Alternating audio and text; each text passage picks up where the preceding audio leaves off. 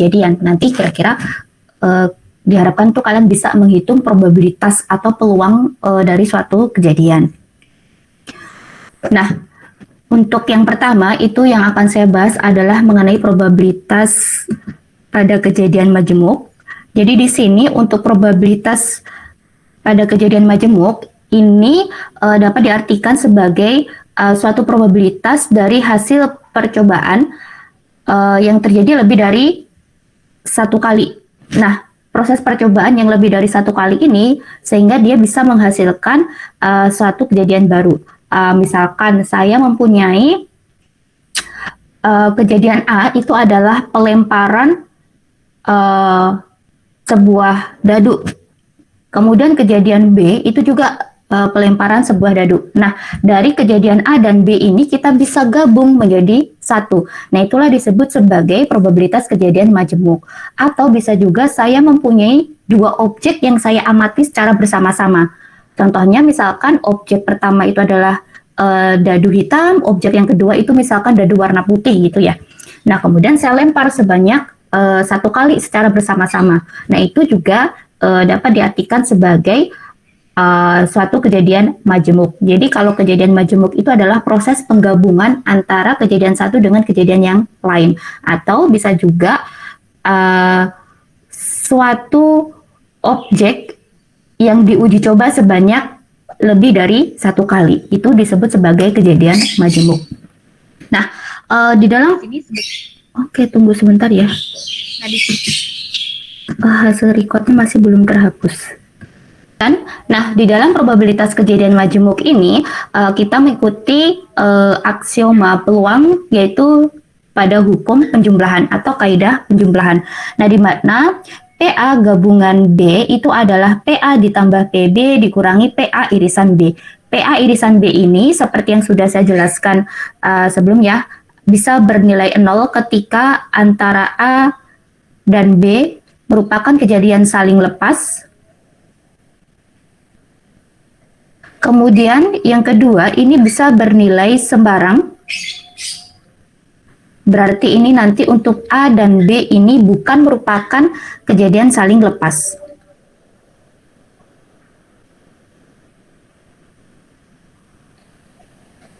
Dan yang terakhir itu PA irisan B bernilai PA dikalikan PB ketika A dan B-nya saling bebas. Jadi kalau untuk A dan B-nya saling bebas ini berarti dia menunjukkan kejadian A ini tidak bakalan mempengaruhi hasil dari kejadian B, atau sebaliknya kejadian B tidak mempengaruhi hasil dari kejadian A.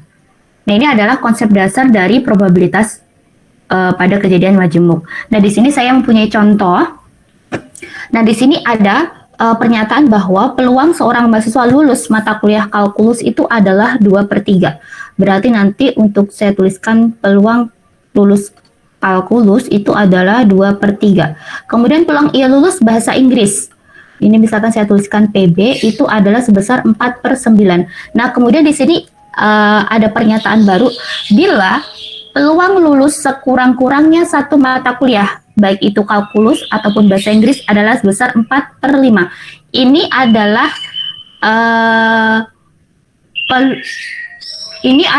peluang A irisan B atau peluang A gabungan B.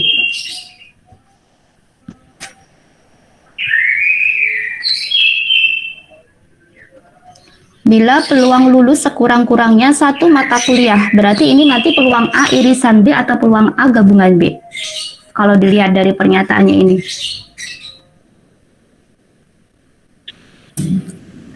K irisan B. Iya, dia peluang K irisan B ya. Nah, ini sebesar 4/5. Kemudian ini ada pernyataan atau pertanyaan, berapa peluang ia lulus kedua mata kuliah? Berarti nanti P K gabungan B. Berarti nanti di sini kita ikuti kaidah ini ya, hukum penjumlahan atau kaidah penjumlahan. PB ditambah PK atau PK ditambah PB dikurangi PK irisan B. Nah, berarti nanti di sini 2/3 ditambah 4/9 dikurangi 4/5. Nah, di sini kita bisa samakan penyebutnya. Berarti ini dari KPK-nya ya, 45, berarti 15 kali 2, 30, ditambah 20, dikurangi 36. Hasilnya adalah berapa ini?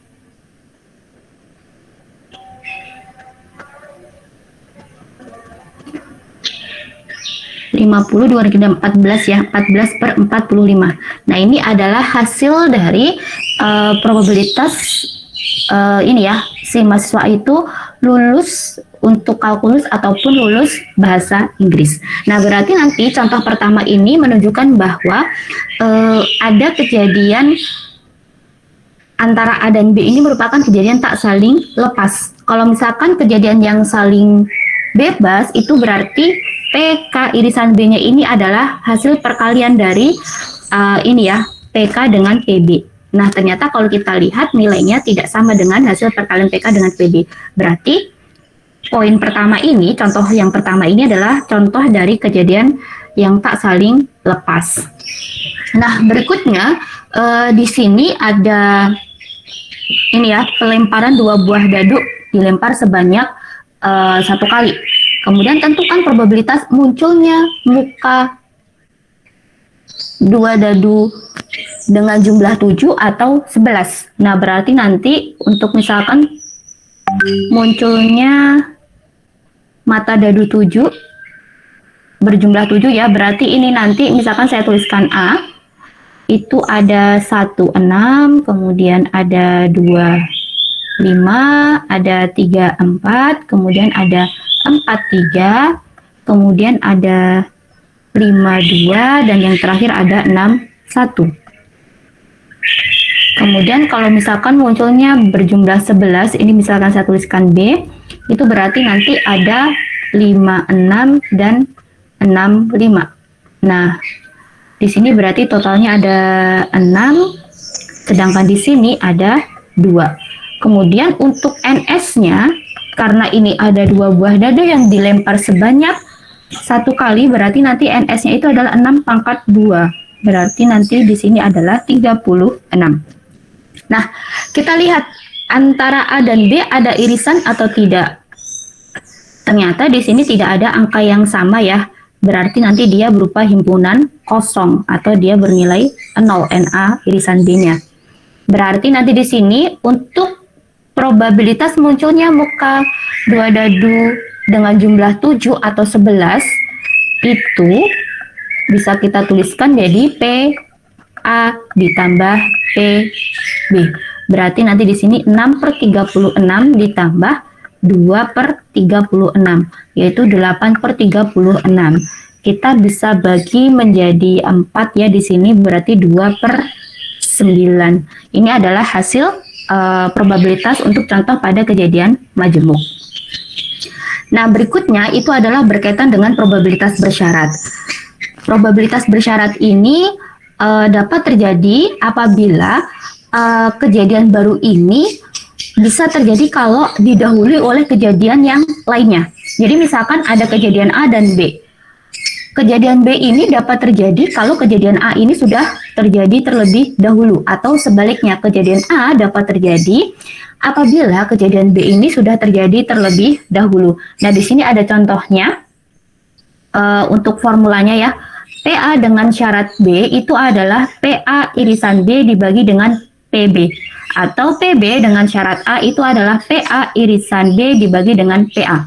Nah, di dalam probabilitas bersyarat itu kita bisa uraikan kalau kita ingin mencari irisannya PA irisan B, ini berarti nanti ada 2 kondisi. Yang pertama adalah PA dikalikan PB dengan syarat A, atau yang kedua itu adalah PB dikalikan dengan PA dengan syarat B. Jadi nanti di sini ada 2 kondisi. Namun tergantung yang menjadi syaratnya itu apa. Kalau misalkan yang menjadi syaratnya A, berarti nanti di sini pengalinya itu juga adalah A, atau probabilitas marginalnya itu adalah A. Nah, di sini di dalam probabilitas bersyarat itu ada yang disebut sebagai joint probability dan juga disebut sebagai marginal probability. Jadi kalau di dalam probabilitas bersyarat, joint probability-nya itu adalah PA irisan B, sedangkan marginal probability-nya itu adalah probabilitas atau dari kejadian yang dijadikan sebagai syarat atau berasal dari peristiwa yang merupakan syarat dari probabilitas bersyarat. Nah, di sini berarti yang sebagai pembaginya kalau di formula probabilitas bersyarat, yaitu misalkan PA dengan syarat B, PA irisan B dibagi dengan PB. Nah, ini adalah marginalnya. Sedangkan ini adalah joint probability-nya. Kalau di sini marginal probability atau biasa disebut sebagai disjoint probability. Nah, di sini ada beberapa sifat pada probabilitas bersyarat, tentu ya, yang dinamakan probabilitas itu pasti nilainya harus lebih dari sama dengan 0. 0 itu berarti mustahil terjadi dan 1 itu berarti pasti terjadi. Nah, di sini adalah lambang lain dari ruang sampel. Berarti nanti di sini hasilnya untuk probabilitas dari ruang sampel itu pasti bernilai 1 karena dia membagi pada dirinya sendiri. Nah, kalau misalkan antara kejadian A dan B itu merupakan kejadian saling lepas, ataupun misalkan di sini saya tuliskan sesuai dengan ini, B1 dan B2 itu merupakan kejadian saling lepas, berarti dia tidak punya irisan. Untuk mencari probabilitas B1 gabungan B2 dengan syarat A adalah probabilitas B1 dengan syarat A ditambah probabilitas B2 dengan syarat A.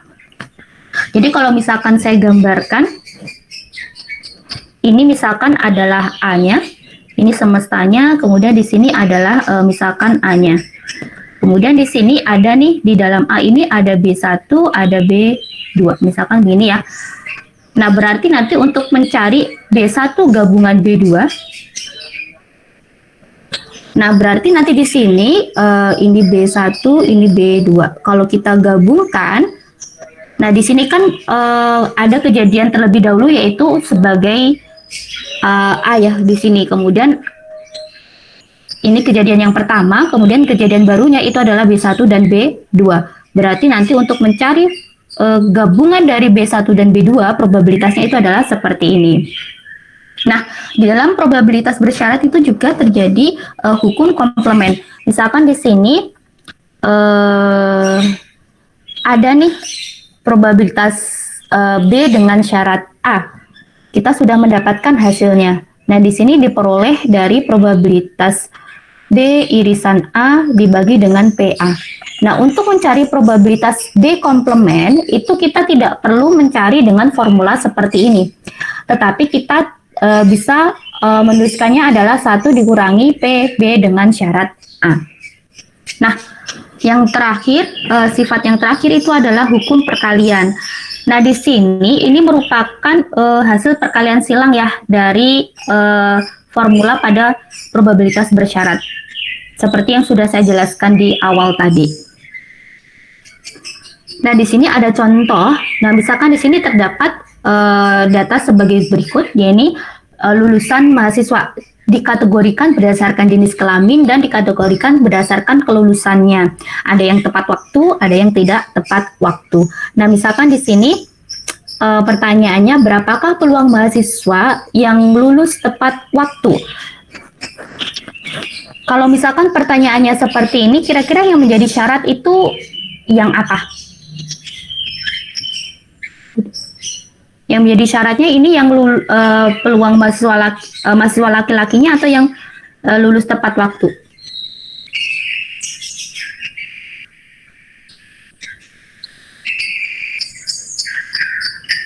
Izin menjawab Bu, yang Iya. waktu ya Bu? Iya, jadi di sini nanti di sini adalah yang lulus tepat waktu. Atau biasanya itu kalau misalkan yang menjadi syarat itu ada kata-katanya, misalkan peluang terjadinya A karena B, atau peluang kejadian A bila diketahui B ini terjadi, misalkan gitu. Atau bisa seperti ini. Nah, berarti nanti di sini yang menjadi syarat itu adalah yang lulus tepat waktu. Totalnya di sini ada 750, sedangkan yang tidak tepat waktu totalnya ada 400. Berarti totalnya 1150. Nah, berikutnya di sini kalau jumlah laki-lakinya itu ada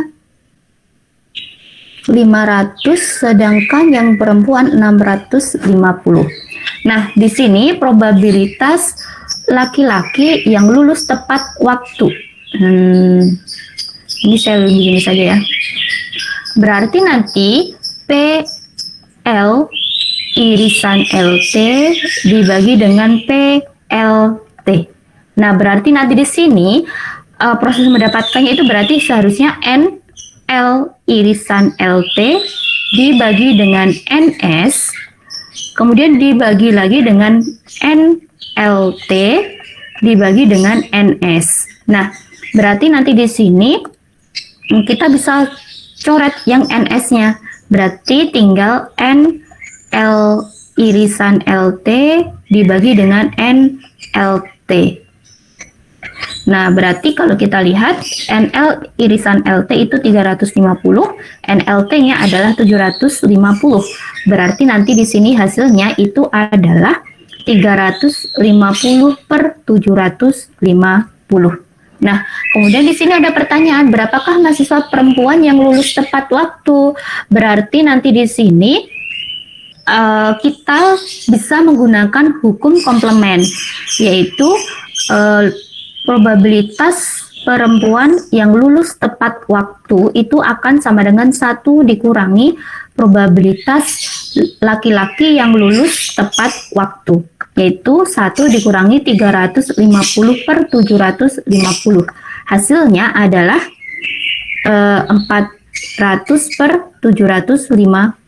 Ini 750 dikurangi 350 per 750. Nah, di sini kalau kita lihat yang perempuan irisan lulus tepat waktu itu juga sama, 700. Nah, kalau misalkan yang ditanyakan adalah misalkan probabilitas laki-laki yang lulusnya itu tidak tepat waktu, kita tidak bisa menggunakan hukum komplement. Karena apa? Yang menjadi syaratnya itu berbeda. Kalau misalkan probabilitas laki-laki yang lulus tidak tepat waktu, misalkan begini ya, saya balik. Nah, di sini syaratnya itu sudah berbeda. Kalau misalkan syaratnya berbeda, itu kita tidak bisa menggunakan hukum komplement. Kita harus mencarinya secara parsial ya, berarti mencarinya sendiri. Hukum komplement itu berlaku ketika syarat pada probabilitas yang pertama dengan yang kedua itu sama. Nah, ini baru kita bisa menggunakan hukum komplement. Oke, dari sini ada yang ingin ditanyakan? Dari saya belum ada, Bu. Yang lainnya bagaimana? Sama Bu, dari saya juga belum ada. Oke, kalau belum ada, di sini saya lanjutkan ya. Ada hubungan kejadian independen dengan probabilitas bersyarat. Nah, seperti yang sudah saya jelaskan tadi, kalau probabilitas antara A dan B itu saling bebas, maka probabilitas A irisan B-nya itu adalah PA dikalikan PB. Kalau misalkan pada probabilitas bersyarat itu bisa ada dua kemungkinan, tergantung nanti dia PA irisan B-nya ini berasal dari probabilitas bersyarat yang mana. Nah, di sini ada ini ataupun yang kedua. Nah, kalau misalkan antara probabilitas bersyarat dengan kejadian saling independen ini kita kombinasikan, berarti nanti sama-sama kita ingin mencari probabilitas A irisan B. Karena di sini yang sama adalah PA irisan B ya. Berarti nanti kita bisa menuliskan PA dikalikan PB itu akan sama dengan PA dikalikan PB dengan syarat A, atau PA dikalikan PB sama dengan PB dikalikan PA dengan syarat B.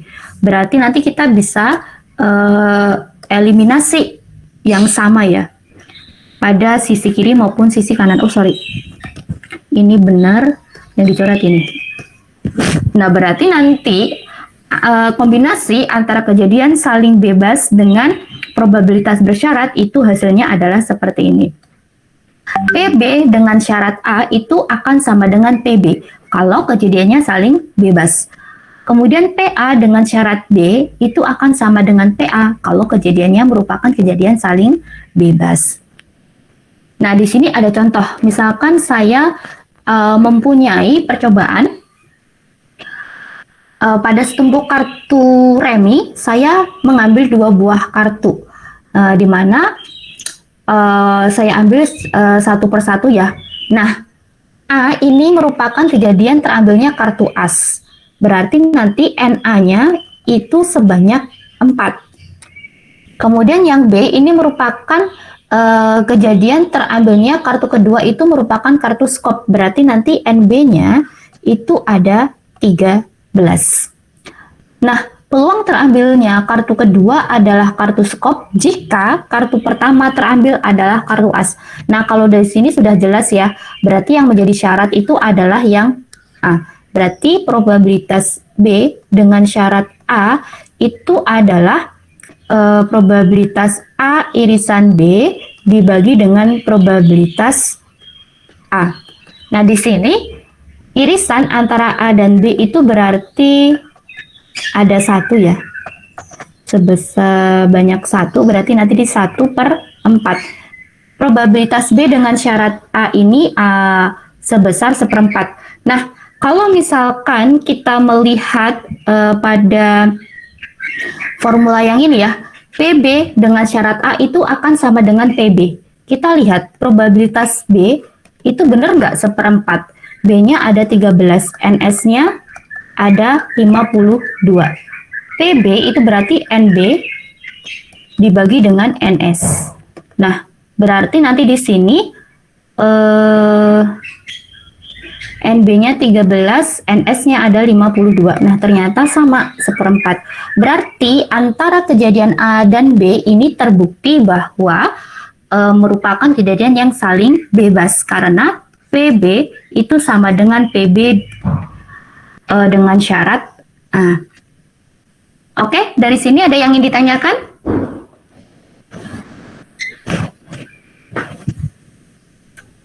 Sepertinya belum ada, Bu. Oke, aman ya? Aman, Bu. Aman, Bu, aman. Nah, kalau aman saya lanjutkan di materi berikutnya, yaitu tentang probabilitas pada teorema Bayes. Nah, di sini teorema Bayes itu sebenarnya pengembangan dari probabilitas bersyarat. Jadi kalau tadi probabilitas bersyarat itu hanya terdiri dari 2 kejadian saja ya. Yang satu dijadikan sebagai syarat. Nah, sedangkan untuk teorema Bayes ini merupakan proses penghitungan probabilitas yang terdiri dari beberapa kejadian bersyarat. Nah, di sini formulanya sudah kelihatan ya. Formulanya secara umum nanti akan seperti ini. Nah, teorema Bayes ini dijadikan dasar pada statistika inferensia atau biasa disebut sebagai dasar dari analisis statistika, khususnya yang menggunakan konsep probabilitas. Nah, kalau di dalam sistem informasi, teorema Bayes ini sering dipakai untuk analisis sentimen, atau biasanya itu adalah melihat hasil review ataupun kritikan beberapa orang terhadap suatu objek tertentu di platform tertentu. Misalkan ini ya, review e-commerce. Misalkan e-commerce yang paling booming sekarang itu apa ya? Misalkan Tokopedia gitu ya. Nah, saya itu ingin lihat kira-kira gimana sih reviewnya para pengguna e-commerce Tokopedia itu, lebih cenderung banyak yang positif atau lebih cenderung banyak yang negatif. Nah, di sini nanti itu biasanya menggunakan konsep analisis sentimen. Nah, untuk mengetahui hasilnya tadi lebih cenderung banyak yang positif atau negatif, itu kita menggunakan yang disebut metode naive Bayes ataupun decision tree. Kedua metode ini proses mencarinya itu menggunakan konsep probabilitas, khususnya teorema Bayes.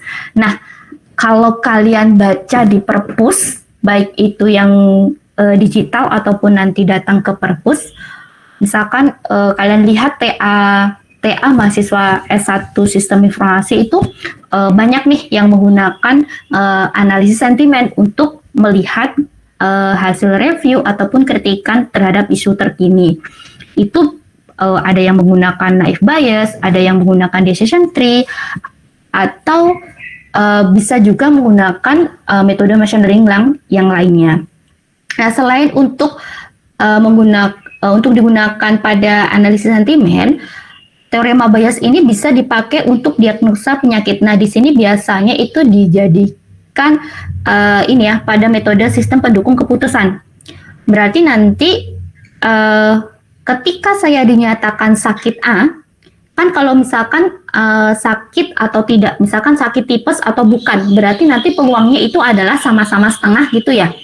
Nah, peluang yang sama-sama setengah ini nanti akan berubah menjadi 1 atau 0 ketika beberapa indikasi atau beberapa gejala itu yang mengarah ke tipes. Jadi kalau misalkan yang awalnya dari setengah, jadi kalau misalkan dari ruang sampelnya itu kan sakit atau tidak, sakit tipes atau bukan.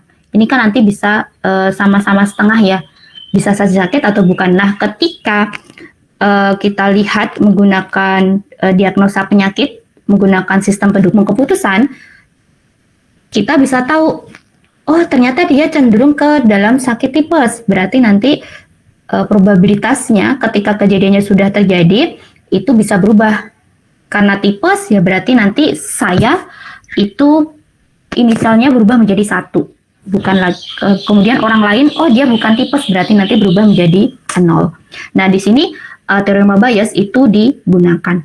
Seperti yang sudah saya jelaskan tadi, teorema Bayes itu merupakan kumpulan dari atau gabungan dari beberapa probabilitas bersyarat. Nah, seperti kalau kita lihat di sini ya, di grafiknya, ini ruang sampelnya ini terpartisi menjadi beberapa bagian kejadian B. Mulai B1, B2, B3, misalkan saya tuliskan B4, B5, B6, B7, B8, dan ini yang terakhir misalkan B9.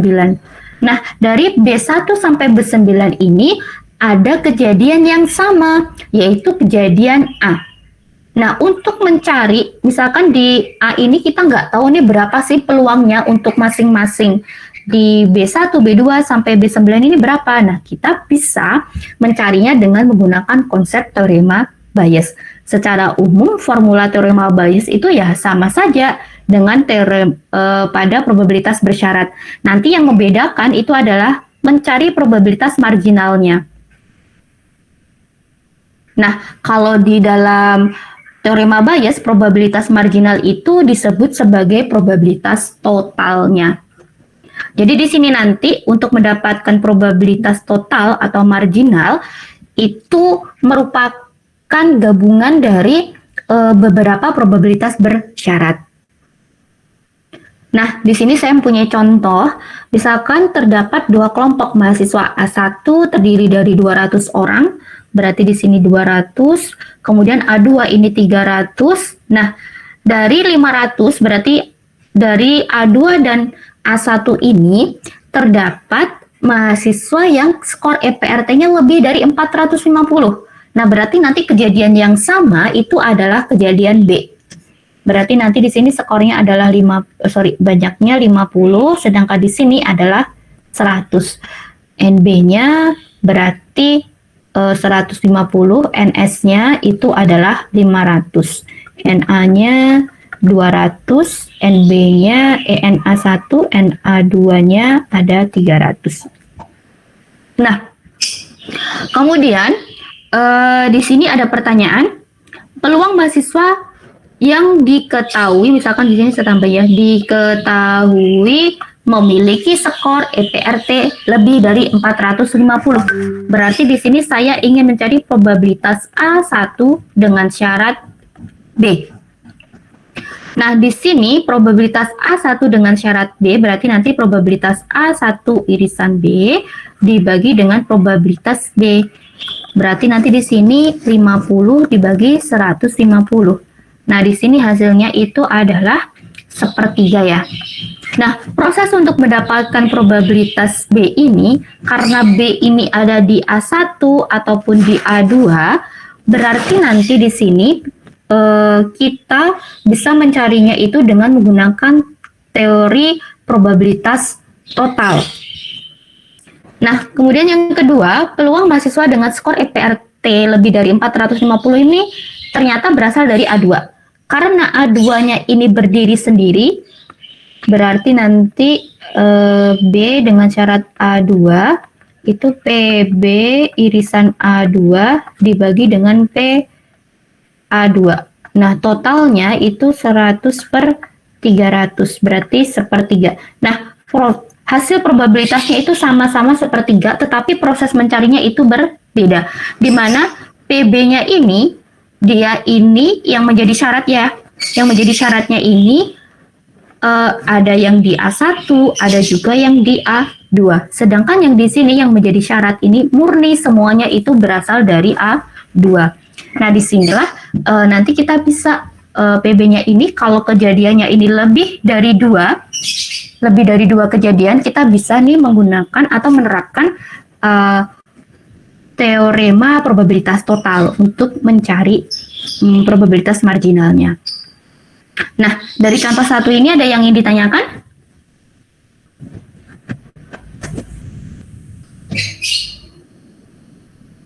Belum ada, Bu. Ada, Bu. Kalau belum ada, saya lanjutkan ya. Di sini kita masuk ke dalam teorema probabilitas total.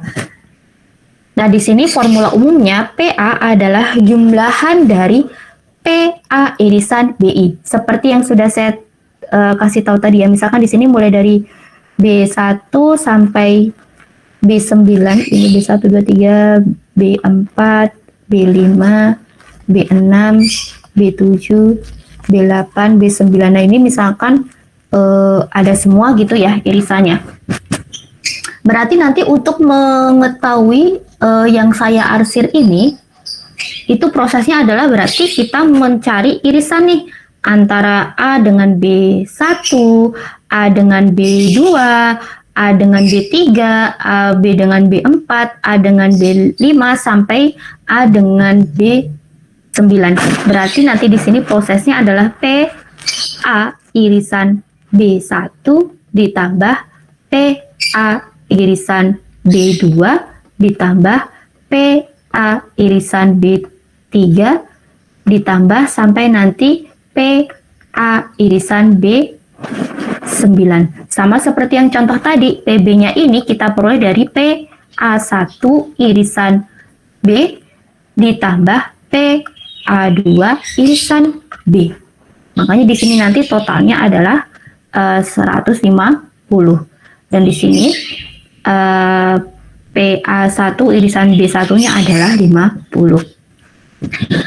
Nah, kalau kita melihat ini ya, formula dari kejadian yang sebelumnya. Nah, kita bisa melihat yang di sini ya, PBI irisan A itu adalah PA dikalikan PBI dengan syarat A. Nah, di sini nanti PBI irisan A ataupun PA irisan BI ini kita bisa ubah sesuai dengan formula dari ini tadi ya. PA irisan B dikalikan dengan dibagi dengan PB. Nah, berarti PA irisan B ini nanti PB dikalikan PA dengan syarat B. Nah, kalau misalkan di dalam teorema Bayes ini tadi kan berarti B kita ketahui dulu adalah kejadian B-nya, mulai dari B1 sampai B9. Kemudian ternyata dari B1 sampai B9 itu ada peristiwa yang sama, yaitu peristiwa A, sehingga A ini dapat diartikan sebagai kejadian yang kedua. Sedangkan kejadian yang pertama itu adalah kejadian B1 sampai B9.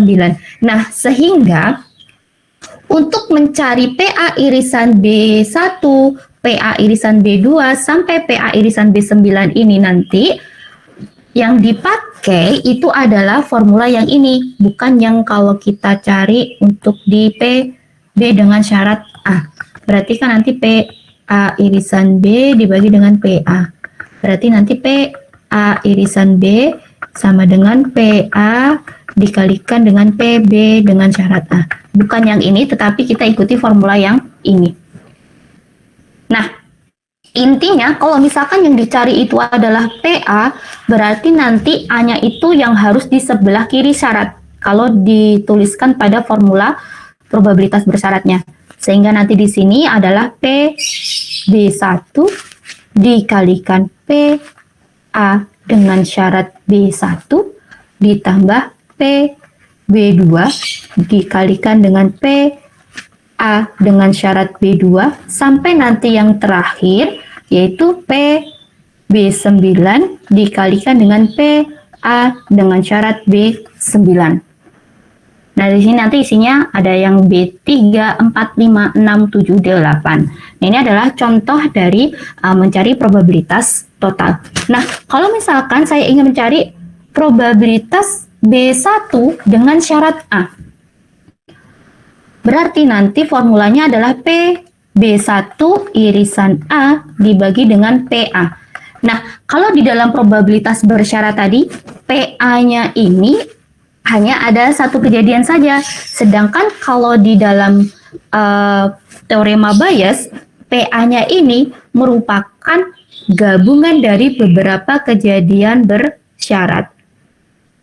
Berarti nanti di sini kita menggunakan probabilitas total. Nah, kalau misalkan di dalam probabilitas bersyarat itu tadi ada joint probability dan disjoint probability atau marginal probability, sedangkan kalau di probabilitas dengan menggunakan konsep teorema Bayes itu ada yang disebut a priori serta a posteriori. Nah, a posteriorinya ini adalah PA-nya ini atau probabilitas total. Jadi di sini probabilitas marginalnya ini dia diperoleh dari beberapa peristiwa bersyarat. Nah, di sini ada contoh, misalkan 3 mahasiswa terpilih menjadi kandidat ketua UKM basket. Nah, kalau misalkan saya gambarkan ke dalam ruang sampel, nah misalkan di sini saya partisi menjadi 3 ya. Nah, kemudian peluang mahasiswa A terpilih adalah sebesar 0,5, ini A ya. Peluangnya adalah 0,5, kemudian kalau yang terpilih B, peluangnya adalah 0,3, kalau yang terpilih C, peluangnya adalah 0,2. Nah, kemudian ada kejadian yang sama antara A, B, dan C. Kalau misalkan yang terpilih, entah itu A, B, ataupun C, itu sama-sama berniat ingin menaikkan iuran bulanan untuk kas UKM basket. Nah, masing-masing peluangnya itu sebesar 0,1 untuk A, 0,2 untuk B, 0,4 untuk C. Berarti nanti di sini probabilitas A 0,5, probabilitas B 0,3, probabilitas C 0,2. Kemudian syaratnya ketika yang terpilih A, berarti ini A adalah kejadian yang pertama, maka iuran naik, probabilitas kenaikan iurannya sebesar 0,1. Berarti nanti P iuran naik dengan syarat A adalah 0,1. Kemudian P I dengan syarat B 0,2. P I dengan syarat C itu adalah 0,4. Kemudian ditanyakan berapakah probabilitas terjadinya kenaikan iuran ketika yang menjadi kandidat itu adalah A, B, dan C. Nah, di sini berarti kita menggunakan konsep probabilitas total. Berarti nanti di sini formulanya adalah ini I ya, bukan A. PI sama dengan PA dikalikan PI dengan syarat A ditambah PB dikalikan PI dengan syarat B ditambah PB C dikalikan PI dengan syarat C. Nah, berarti nanti tinggal mengalikan 0,5 dengan 0,1. Berarti hasilnya 0,05 ditambah 0,06 ditambah 0,08. Berarti nanti sini 11, 19, 0,19. Nah, di sini probabilitas total terjadinya kenaikan iuran itu adalah sebesar 0,19 ketika kandidatnya itu adalah orang A, B, dan C. Kalau kandidatnya bukan A, B, C, berarti nanti hasilnya lain lagi. Nah, kemudian kalau ditanyakan probabilitas terpilihnya orang A dengan syarat kenaikan iuran sebesar 0,1. Ini ya PI ya. Berarti nanti di sini PA irisan I dibagi dengan PI. Nah, PI-nya ini diperoleh dari probabilitas total tadi. Ini berarti PA dikalikan PI dengan syarat A dibagi dengan PI. Nah, di sini hasilnya adalah 0,05 dibagi 0,19. Nah, inilah yang disebut sebagai a priori, sedangkan yang ini a posteriori. Oke, dari sini ada yang ingin ditanyakan untuk probabilitas pada teorema Bayes? Ya, silahkan. Berarti kalau misalnya materi yang probabilitas total itu harus menambahkan variabel baru ya? Variabel baru apalagi ya, Mas ya? PI gitu. Itu soalnya Jadi di sini kan kita ingin mengetahui peluang terjadinya kenaikan iuran. Nah, misalkan di sini untuk yang saya lingkari ini adalah I gitu ya. Berarti I-nya ini adalah menunjukkan dia kenaikan iuran. Nah, di sini kan ini peluang kenaikan iuran kalau yang terpilih A itu 0,1, kalau yang terpilih B itu 0,2, kalau yang terpilih C itu adalah 0,4 kenaikan iurannya, probabilitas kenaikan iurannya. Nah, di sini proses mencari PI-nya ini bukan menjumlahkan 0,1 ditambah 0,2 ditambah 0,4, tetapi prosesnya adalah seperti ini. Berarti nanti di sini yang ditanyakan itu adalah kenaikan iuran. Tadi iurannya itu lambangnya adalah I, karena di sini saya pakai I ya. Proses kenaikan iuran dengan syarat yang terpilih itu adalah orang A. Nah, makanya di sini yang dicari adalah PI-nya, gitu. terima kasih Bu. Oke. Yang lainnya?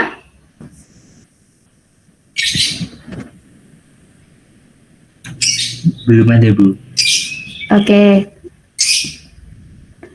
Kalau misalkan tidak ada, saya akhiri ya perkuliahan pada hari ini.